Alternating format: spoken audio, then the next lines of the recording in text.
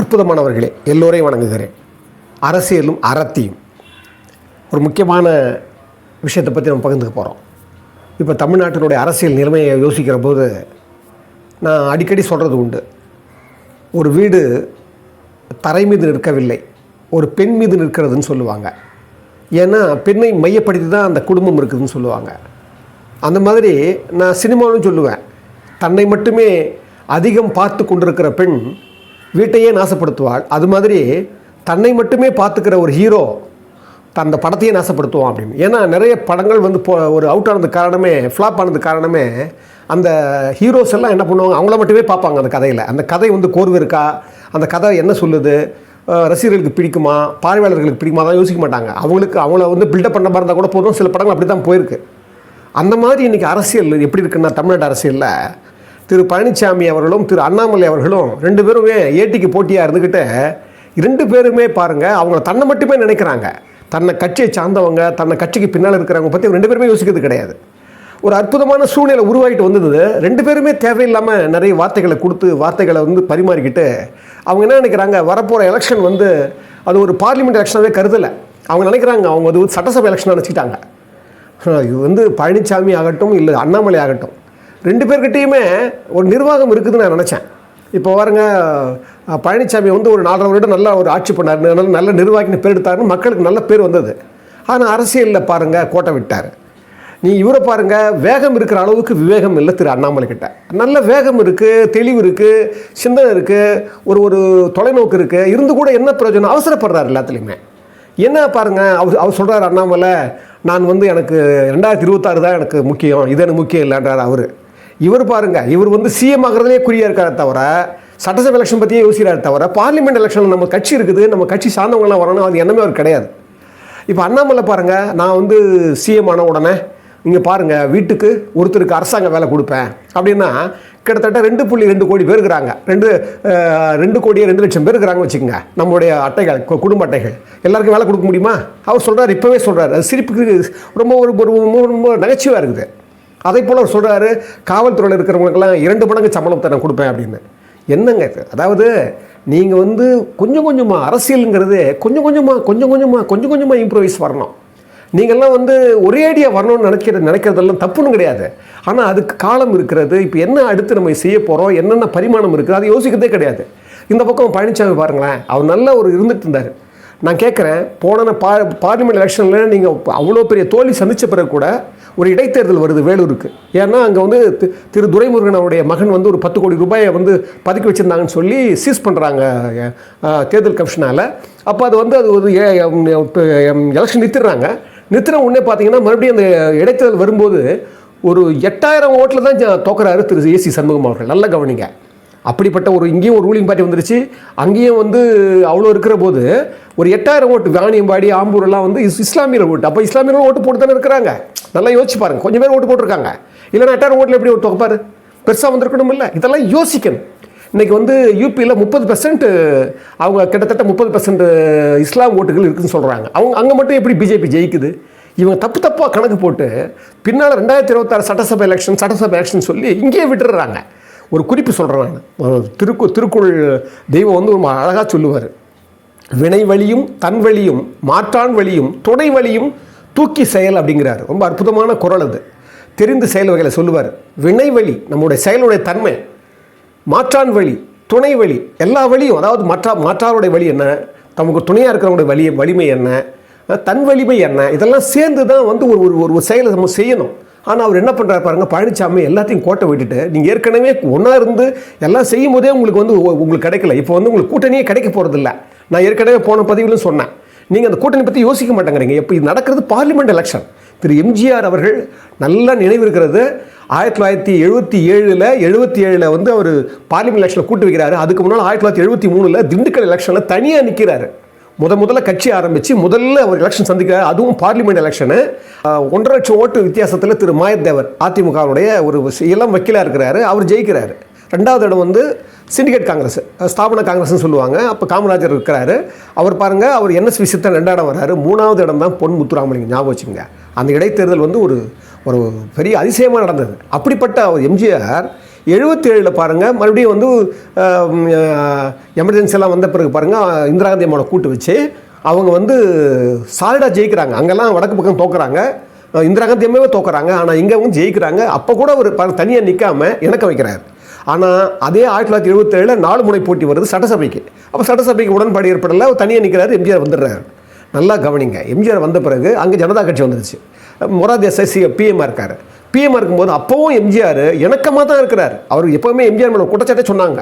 அவர் எங்கே வந்து மொரார் தேசாய்க்கு இதுவாக இருந்தார், சரண் சிங்கை வந்து ஆதரவாக இருந்தார். அப்புறமா அங்கே சென்ட்ரல் இருக்கும்போது இந்திரா காந்தி அம்மாவே 1980களில் அவர் மறுபடியும் ஒரு ஜெயிச்ச பிறகு அங்கேயே இணக்கமாக தான் அவர் இருந்தார். அது ஒரு குற்றச்சாட்டே உண்டு எம்ஜிஆர். ஆனால் அவர் என்ன சொல்லுவாராம், தன்னை நாம் வந்து அங்கே நம்பி இருக்கிறோம், சென்ட்ரல் கவர்மெண்ட்டுக்கும் ஸ்டேட் கவர்மெண்ட்டுக்கும் இணக்கம் இருக்கணும், நம்ம அவங்களோட நம்பி தான் நம்ம வந்து பொருளாதாரம் வாங்குகிறோம், அப்போ சரியாக இருக்கணும்னு சொல்லிட்டு அப்படி தான் அவர் வந்து இணக்கமாக இருப்பாராம். அதையெல்லாம் அந்த அந்த அந்த வரலாறெல்லாம் நம்ம மறந்துடுறோம். அதுவும் இப்போ இருக்கிற ஒரு தலைமை இருக்குது பாருங்கள் அரசியலில். அதிமுக தலைமையில் ஒரு வசீகரமான தலைவர்கள் கிடையாது. எம்ஜிஆர் எவ்வளவு தொலைநோக்காக திரு ஜெயலலிதா அம்மாவை கொண்டாடும்போது கூட, அந்த அம்மாவை கொண்டாடும்போது கூட அவ்வளோ எதிர்ப்பு எம்ஜிஆருக்கு. ஆனால் அவர் தொலைநோக்கம் நினைக்கிறார், ஒரு வசீகரமான தலைமை வேணும், ஒரு வசீகரமான கட்சியை கொண்டு வரதுக்கு ஒரு பேச்சாளர் வேணும், அதெல்லாம் அது நினைக்கிறார் எம்ஜிஆர். ஆனால் இப்போ இங்கே இருக்க தலைமை எதுவுமே அதை பற்றி நீங்கள் யோசிக்கிறதே கிடையாது. ஒரு அதிமுகன்னு எடுத்துக்கிட்டால் இன்றைக்கி வசீகரமான தலைமையே இல்லை. இப்போ அண்ணாமலை எடுத்துக்கங்க, அவர் போராடமெல்லாம் கூட்டம் வருதுன்னு ஒரு செய்தியை படிக்கிறோம். அது உண்மையோ போய் அது ரெண்டாம் பட்சம் வச்சுங்க. ஆனால் ஏன் அந்த வசீகரம் வருது? தெல்ல தெளிவாக ஒரு புள்ளி விவரத்தோட ஒரு ஒரு ஒரு எல்லா ஒரு ஆணித்தரமாக அவர் பேசுகிறார். அது மட்டும் இல்லை, அவர் வந்து என்ன செய்ய போகிறோம், என்னென்ன செஞ்சுருக்கிறாங்க, ஒரு ட்ரங்க் பெட்டியாக கொண்டு போய் கவர்னர்கிட்ட அடுக்கடுக்கு கொடுக்குறாரு குற்றச்சாட்டு ஆளுங்கட்சி மேலே. அதே மாதிரியே ஃபைல்ஸை விட்டுட்டு இருக்கிறாரு. அவர் அதிரடியாக செயல்படுறாரு.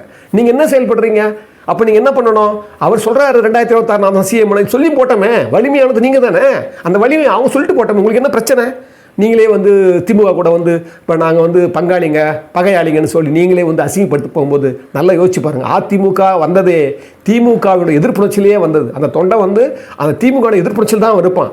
நீங்கள் அந்த மாதிரிலாம் சொல்லி உங்களை இழந்துட்டீங்க, அது உங்கள் பிரச்சனை. அதே மாதிரி தான் அண்ணாமலையும். நீங்கள் என்னதுக்கு அவசரப்படுறீங்க? பக்கத்தில் இருக்கிற பாலத்தை நீங்கள் கடக்கிறதுக்கு முயற்சி பண்ணுன்னு சொன்னால் பின்னால் வர பாலத்துக்கு என்னென்ன நடக்கும் யாருக்கு தெரியும்? நீங்கள் நினச்சிட்டு இருக்கிறீங்க ரொம்ப அதிகமாக. வாழ்க்கையில் சொல்லுவாங்க, அரசியலில் ஒரு வார காலங்கிறதே பெரிய காலம்னு சொல்லுவாங்க. அந்த காலத்தில் நீங்கள் புரிஞ்சிக்கவே மாட்டேங்கிறீங்க. வீர சிவாஜியுடைய வாழ்க்கை வரலாறுல வரும். அவருடைய பகைவர்களெல்லாம் வந்து பண்ணும்போது இவர் வந்து ஒளிஞ்சிக்கிற போது ஒரு இடத்துல போய் மறைமுகமாக போய் ஒரு ஏழை குடிசையில் போயிட்டு ஒரு சாப்பிடுவார். ஒரு வயசான ஒரு மூதாட்டி வந்து தோசை சுட்டோடனே தோசை சுட்டு கொடுக்கும்போது அந்த தோசையை வாங்கி சிவாஜி எடுத்த உடனே மையத்தில் அந்த கையை வச்சு சாப்பிடும்போது சுடும். அது உடனே அந்த மூதாட்டி சொல்லுவாங்க, எடுத்த உடனே மையத்தில் வைக்கக்கூடாதுப்பா, அந்த ஓரமாக வச்சு ஓரமாக சாப்பிட்டு அதுக்கப்புறம் சாப்பிடுப்பா. ஏன்னா இவர் மன்னராக இருந்தவர் இல்லையா? அது பார்த்த உடனே அவருக்கு ஒரு யோசனை வருது. அப்போ நம்ம எடுத்த உடனே வலிமையானதை வந்து எடுத்த உடனே வீழ்த்தக்கூடாது, லேசானதெல்லாம் முதல்ல வீழ்த்திட்டு அதுக்கப்புறம் தான் வலிமையானதை வீழ்த்தணும் அப்படின்னு அவர் நினப்பு வருது. அந்த மாதிரி திரு பழனிசாமி ஆகட்டும், திரு அண்ணாமலை ஆகட்டும், உங்களை கால இடைவெளியில் இங்கே இருக்கிற போது நீங்கள் ஒவ்வொரு இடமா நீங்கள் போகணுமே தவிர எடுத்த உடனே நீங்கள் அங்கே போகிறேன்னா நீங்கள் அரசியல் இன்னும் அது 2026 வரப்போது 3 வருஷம் 2 வருஷம் இருக்குதுன்னு வச்சுக்கோங்க. அது எதுக்கே? அப்போ நான் சொல்ல வந்தது, பக்கத்தில் இருக்கிற பிரிட்ஜை கடங்கையான்னா 2 பேருமே இது வந்து ஒரு பார்லிமெண்ட் எலெக்ஷனாகவே யோசனை பண்ண மாட்டேன்றாங்க. அவங்க அசம்பிளி எலெக்ஷன் நினச்சிட்டுக்கிறாங்க. என்ன நடக்குது இங்கே? நீங்கள் திரு எம்ஜிஆர் அவருடைய வாழ்வியலை படித்தாவே தெரியும். அவர் வந்து அவர் சொல்கிறார் 1980களில் திரு இந்திரா காந்தி அம்மா வந்து 2.5 வருஷம் இந்த ஆட்சியை வந்து திரு கலைஞர் சொல்லி அவங்க பார்லிமெண்ட் எலெக்ஷன் ஜெயிக்கிறாங்க. காங்கிரஸும் இந்திரா காங்கிரஸும் சேர்ந்து 2 தொகுதி தான் வந்தது எம்ஜிஆருக்கு, சிவகாசியும் கோபிச்செட்டிப்பாளையமும். அப்போ அவங்க என்ன பண்ணுறாங்க, திரு கலைஞர் சொல்லி சஞ்சய் காந்தி மூலமாக எம்ஜிஆருடைய 2.5 வருஷம் அற்புதமான ஆட்சி கலைச்சிட்றாங்க. கலைச்ச உடனே அதுக்கப்புறம் மறுபடியும் எலெக்ஷன் வந்த உடனே திரு எம்ஜிஆர் மறுபடியும் ஜெயிக்கிறார். ஜெயிச்ச பிறகு கூட அந்த கோபத்தை வெளிக்காட்டிக்காமல் அவர் என்ன பண்ணுறாரு தெரியுமா? திருப்பத்தூர் இடைத்தேர்தல் வருது. அந்த இடைத்தேர்தல் வரும்போது அந்த இடைத்தேர்தலில் அவர் வந்து தன்னை மீறி அவர் வந்து சொல்லாமலேயே, அதாவது இந்திரா காந்தி அம்மாவும் அவங்க வந்து ஆதரவு கேட்காமலேயே எம்ஜிஆர் ஆதரிக்கிறார். அந்த எலெக்ஷனுக்கு காளிமுத்து வந்து அதை எழுதுறாரு. அப்போ வந்து நான் வந்து கலைச்சிட்டாங்கன்றதுக்காகவும் எம்ஜிஆர் மேலே வந்து ரே கமிஷன் கொண்டாந்தாங்கன்றதுக்காகவும் அப்போ வந்து நான் தீவிரமாக வந்து காங்கிரஸ் ஆப்போசிட்டாக பேசினேன்.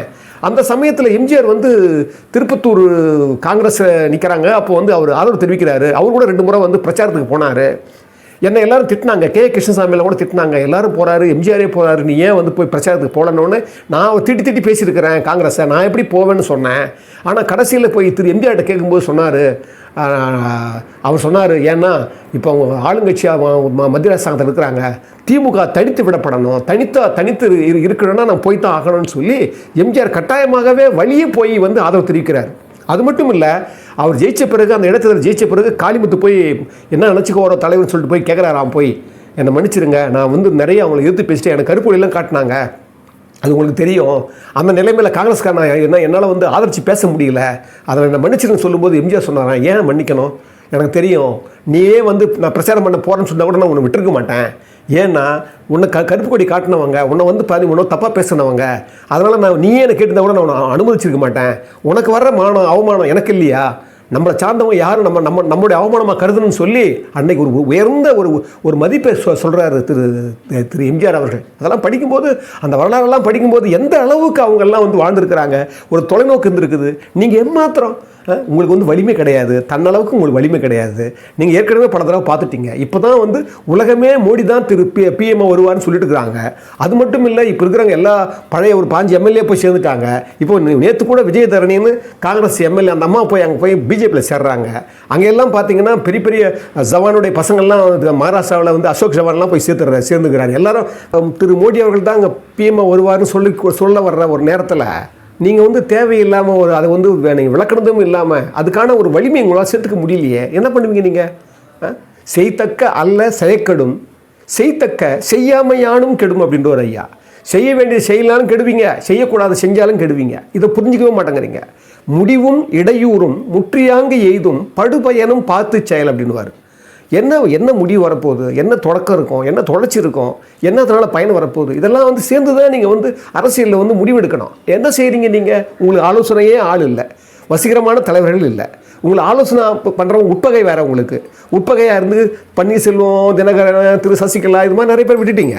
அதையும் நீங்கள் வந்து அதுக்கு இழப்புக்கு என்ன சேர்க்க உங்களால் முடியல, இதோ இது ஆகிப்போச்சு, இன்னும் உங்களுக்கு நீங்கள் கூட்டணியாக பண்ணிக்கல. இதெல்லாம் ஏன் நாங்கள் இந்த அரசியலில் வந்து நம்ம சொல்கிறேன்னா, நீங்கள் இவ்வளோ பெரிய கட்சி தொண்டர்களை முதல்ல நினைக்க மாட்டேங்கிறேன். அதனால தான் நான் வந்து திரு எம்ஜிஆர் அவர்களை சொன்னேன், காளிமுத்துக்கு ஏற்பட்ட மானம் அவர் சொல்கிறார். எம்ஜிஆர் அவர்கள் என்ன சொல்கிறாரு, உங்களுக்கெல்லாம் ஏற்படுற மானம், கட்சியில் ஏற்படுற மானமெல்லாம் சேர்ந்து தானே என்னுடைய மானம்னு சொன்னார். அந்த மாதிரி என்ன உங்களுக்கு வரமாட்டேங்குது. ஒரு 1000ல் ஒருவன் ஒரு படம், அந்த படத்தில் ஒரு அற்புதமான ஒரு டைலாக் சொல்லுவார் எம்ஜிஆர். கன்னித்தீவினுடைய இளவரசி ஜெயலலிதா நடிச்சிருப்பாங்க. அவங்க வந்து திரு எம்ஜிஆர் அவர்களை கூப்பிடுவார், தலைவராக இருப்பார், கூப்பிடும்போது என் தொண்டர்களையும் என்னுடைய தோழர்களையும் சேர்த்து தானே கூப்பிட்றீங்கன்னு சொல்லும்போது, இல்லை உங்களை மட்டும் தான் நான் கூப்பிட்டேன்னு சொல்லும்போது எம்ஜிஆர் சொல்லுவார் ஒரு டைலாக், ரொம்ப அற்புதமான டைலாக் அது. அவர் சொல்லுவார், என் தோழர்கள் என்னை தன் தலை போல் கருதுகிறார்கள், நான் அவர்களை என் உடல் போல் கருதுகிறேன்னுவார். அப்போ உடலை விட்டு தனியாக தலை மட்டும் அப்படின்னுவார். யோசிப்பார் ரொம்ப. அது மாதிரி நீங்கள் உங்களை மட்டுமே தான் யோசிக்கிறீங்க. நீங்கள் சிஎம் ஆனால் போதும், எப்படி ஆகிட முடியும் உங்களால் சிஎம்மா? நீங்கள் நல்லா ரூலிங் பார்ட்டியாக இருக்கும்போதே நீங்கள் வந்து பண்ண முடியாது, உங்களுக்கு இழந்துட்டீங்க. இப்போ நீங்கள் எதிர்கட்சியாக இருக்கிறீங்க, நீங்கள் என்ன செயல்படுறீங்க? செயல்படலை. அப்போ என்ன, வலிமையை சேர்த்துக்குங்க. வலிமையை சேர்த்து நீங்கள் என்ன பண்ணணும், கூட்டணி சேர்த்துக்குங்க. என்ன பண்ண முடியும்? ஏற்கனவே பண்ண தப்பு நீங்கள் இனிமேல் பண்ணக்கூடாதுன்னு தானே நீங்கள் வந்து முயற்சி பண்ணணும். அதை விட்டுடுறீங்க.